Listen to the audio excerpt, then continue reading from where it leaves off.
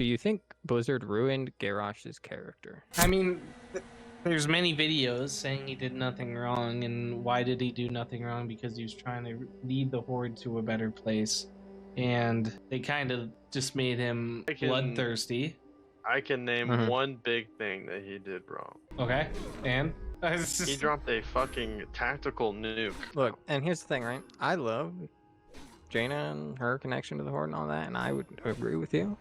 But there are plenty of people out there who will argue that Theramore was a hub for the Alliance and technically a military target, especially because, you know, preparing for Garrosh's army, she brought in a bunch of the Alliance to help defend it. You know, fine, sure, you can say that that is not actually a bad thing. But what I will say is that he tries to assassinate Vol'jin. He does not aid the Tauren in reclaiming...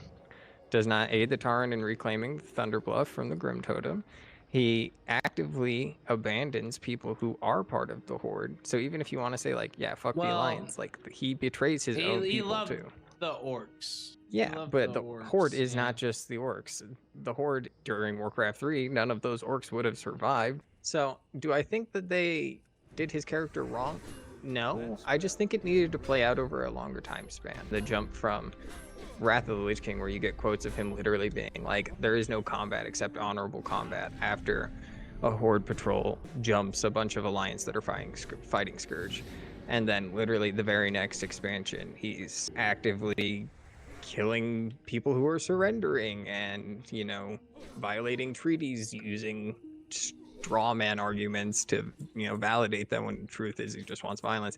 So to agree, I think that they did do his character wrong, but I think that it overall makes sense. The character arc, I think it just goes a bit too fast. Like, I think the idea of him losing the plot and becoming more focused on the orcs and becoming more focused on the things that aren't necessarily what really built the Horde, as I see it, makes sense. And I also think that the way that he gets into command is really unconvincing.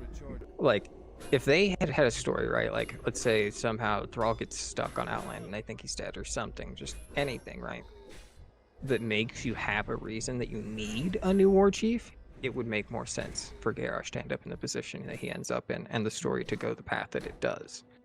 But because Thrall, who is for years led the Horde and been for the most part wise about it, it's just weird.